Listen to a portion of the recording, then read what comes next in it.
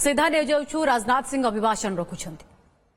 विधानसभा प्रभारी अर्जुन महापात्रा, विधानसभा संयोजक श्री मिश्र भानु प्रधान, मंडल सभापति प्रबोध प्रधान और मंडल नेत्रानंद राउल और यहां मौजूद मेरी सभी सम्मानित बहनों एवं भाइयों, एक बार मैं आप सभी लोगों से यह निवेदन करूंगा, बाबा जगन्नाथ का जयकारा गाया जाना चाहिए। बोलिए भगवान जगन्नाथ की। सभी के हाथ उठने चाहिए मेरे बहनों भाइयों। प्रश्न भगवान जगन्नाथ का है। भगवान जगन्नाथ की, माता सुभद्रा की, बलभद्र जी की। मेरे बहनों भाइयों, आप सब लोगों ने हम लोगों का बहुत ही गर्मजोशी के साथ स्वागत किया। भारत की परंपरा है और शिष्टाचार का तकाजा है। स्वागत, अभिनंदन और साम दुआ कभी एकतरफा नहीं होना चाहिए। इसलिए मैं भी अपनी तरफ से शीश झुकाकर आप सभी बहन भाइयों का हार्दिक अभिनंदन करता हूं। आप सभी का मैं स्वागत करता हूं। दुर्भाग्यवश मैं उड़िया नहीं बोल सकता हूं। वैसे धर्मेंद्र प्रधान जी हमारे बिल्कुल छोटे भाई की तरह हैं। कभी कभी यह लोगों से उड़िया में बात करते हैं तो मैं समझने की कोशिश करता हूं, फिर भी मैं उड़िया पूरा नहीं समझ पाता हूं। आंशिक रूप से उड़िया भाषा में समझता हूं। इसलिए उड़िया भाषा से ही मैं अपनी बात प्रारंभ करना चाहता हूं। एठी उपस्थिता भाई और मौड़ी मानंकु मोर नमस्कार। बहनों भाइयों, 50 वर्षों तक यहां पर कांग्रेस की सरकार रही है और लगभग 25 वर्षों तक यहां पर बीजेपी की सरकार रही है। लेकिन उड़ीसा को इन 75 वर्षों में विकास के मामले में जिस ऊंचाई को हासिल करना चाहिए वह विकास नहीं कर पाया यह उड़ीसा। अब तक यहां की गरीबी को समाप्त होना चाहिए था, वह भी नहीं हो पाई है।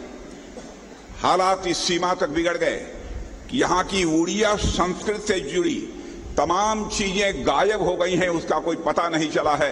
यह कांग्रेस के शासनकाल में और यह बीजेडी के शासनकाल में हुआ है।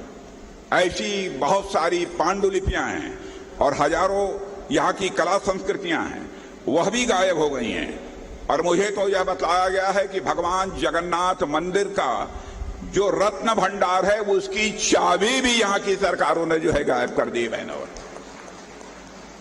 जिस दिन हम लोगों की सरकार बनेगी, मैं आपको यकीन दिलाना चाहता हूं, पूरे मामले की हम लोग छानबीन करेंगे। कहां हमारे भगवान जगन्नाथ के रत्न भंडार की चाबी गायब हो गई है। मेरे बहनों भाइयों, मैं आपको यकीन दिलाना चाहता हूं। 10 वर्षों से केंद्र में मोदी जी के नेतृत्व में सरकार हमारी काम कर रही है। कोई कह सकता है कि सरकार ने बहुत काम किया, कोई कह सकता है जितना करना चाहिए था नहीं किया। लेकिन इतनी बात मैं दावे के साथ कह सकता हूं, मोदी जी को भारत का प्रधानमंत्री बनने के बाद सारी दुनिया में भारत का मस्तक ऊंचा हुआ है, भारत का कद जो है बढ़ा है। बहनों भाइयों, पहले भी मैं विदेशों में जाता रहा हूं, आपके धर्मेंद्र प्रधान जी भी विदेशों में जाते रहे। पहले दुनिया के सामने अंतर्राष्ट्रीय मंचों पर जो हम कुछ लोग बोलते थे तो भारत की बातों को जितनी गंभीरता पूर्वक लिया जाना चाहिए नहीं लिया जाता था। लेकिन आज दुनिया के मंचों पर, अंतर्राष्ट्रीय मंचों पर भारत कुछ बोलता है, सारी दुनिया कान खोलकर सुनती है कि भारत बोल क्या रहा है। यह हैसियत सारी दुनिया में भारत की बनी है।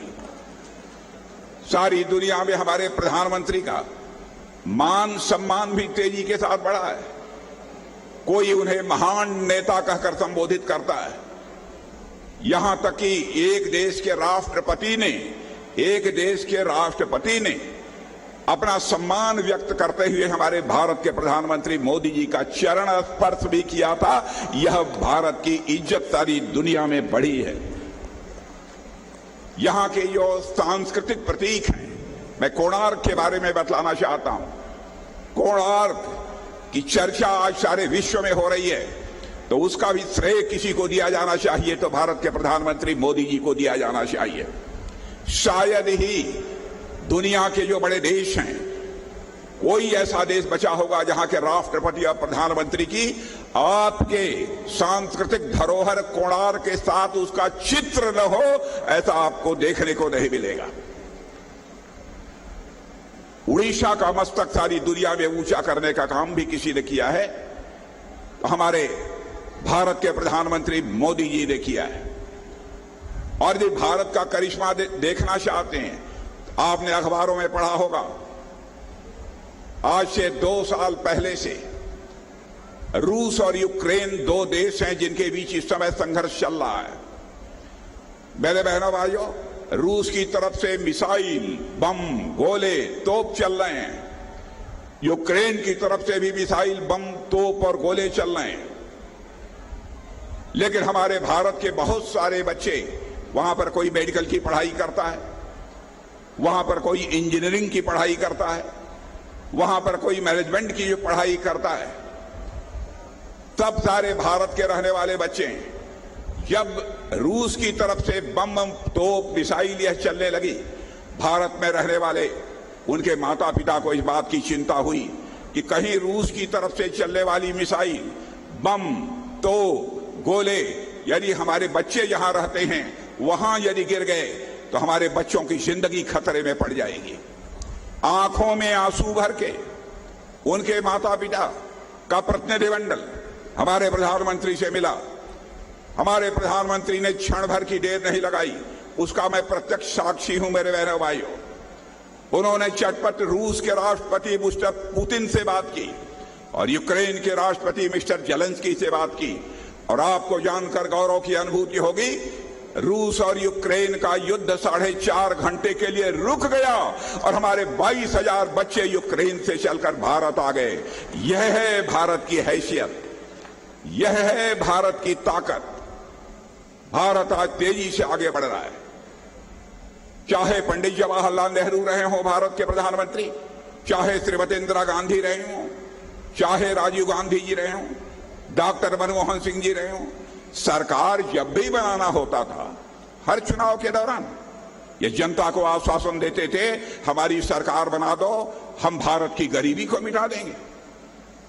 बहनों भाइयों, इन लोगों ने सचमुच गरीबी को जो भारत से समाप्त करना चाहिए कोई नहीं कर पाया। लेकिन आज मैं डंके की चोट पर कह सकता हूं, भारत के प्रधानमंत्री आज मोदी जी ने करिश्माई काम किया है जिसकी सराहना सारी दुनिया में हो रही है।